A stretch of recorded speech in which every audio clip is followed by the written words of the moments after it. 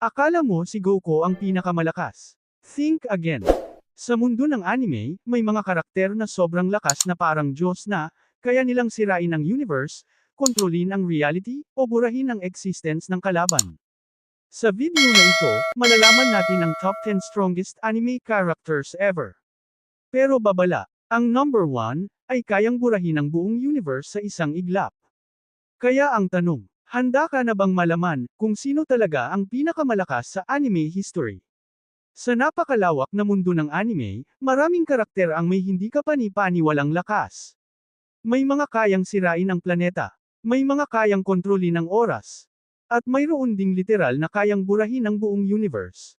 Pero sa video na ito, pag-uusapan natin ang top 10 strongest anime characters ever, batay sa kanilang powers, feats, at destructive capability. At maniwala kayo, ang nasa number 1 ay halos imposible ng talunin. Simulan na natin sa top 10, Saitama. Si Saitama, ang character na mula sa One Punch Man. Si Saitama ay kilala bilang One Punch Man dahil sa isang dahilan. Kaya niyang talunin ang kahit sinong kalaban sa isang suntok lamang. Ang nakakagulat pa, wala siyang limit sa kanyang lakas. Sa manga, ipinakita na kaya niyang lumampas sa speed of light at sirain ang mga cosmic level enemies. At dahil dito, marami ang naniniwalang si Saitama ay isang god character na walang tunay na limit. Top 9, Goku. Mula sa Dragon Ball Super. Ang legendary Saiyan na si Goku ay isa sa pinakasikat na anime character sa history. Sa kanyang Ultra Instinct form, nagkakaroon siya ng automatic reaction, god-level speed, universe-shaking power. Sa Tournament of Power, ipinakita na ang laban niya ay kayang mag-shake ng buong universe. Top 8, Naruto Uzumaki. Mula sa Naruto Shippuden. Si Naruto Uzumaki ay naging Hokage at isa sa pinakamalakas na ninja sa history. Sa kanyang 6-path stage mode, kaya niyang lumaban sa god-level enemies, mag-regenerate, gumamit ng planetary scale attacks. Ang chakra ni Naruto ay halos walang limit. Top 7, Ichigo Kurosaki. Mula sa Bleach, si Ichigo Kurosaki ay may kombinasyon ng Shinigami powers, Hollow powers, Quincy powers. Sa kanyang True Bankai form, kaya niyang talunin ang mga kalaban na may reality-altering abilities. Top 6, Gojo Satoru. Mula sa Jujutsu Kaisen, si Satoru Gojo ay tinatawag na the strongest sorcerer. Ang kanyang teknik na Infinity ay ginagawa siyang halos untouchable.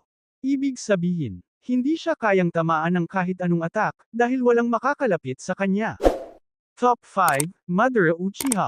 Mula sa Naruto Shippuden.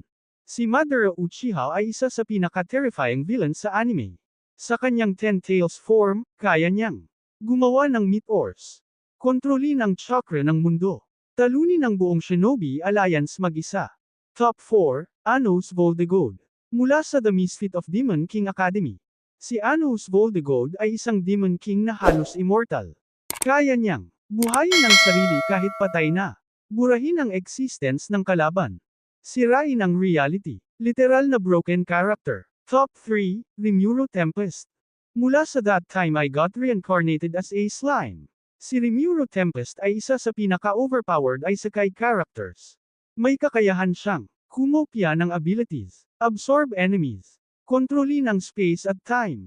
Sa kanyang Demon Lord form, halos god level na siya.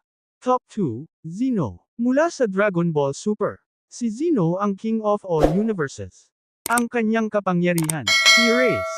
Sa isang galaw lang ng kamay, kaya niyang burahin ang buong universe. At ginawa na niya ito sa anime. Top 1, Augustus Aurora. Mula sa Yumaniko When They Cry. Si Fit Heron, Augustus Aurora ay isang meta-level being. Ibig sabihin, hindi lang siya nasa loob ng story. Kaya niyang kontrolin ang mismong story itself. Para siyang author ng reality. At dahil dito, siya ang madalas ituring na strongest anime character ever. Pero ngayon ang tanong, sang-ayon ka ba sa rangkang na ito? O may ibang karakter na dapat nasa listahan? Comment mo sa baba.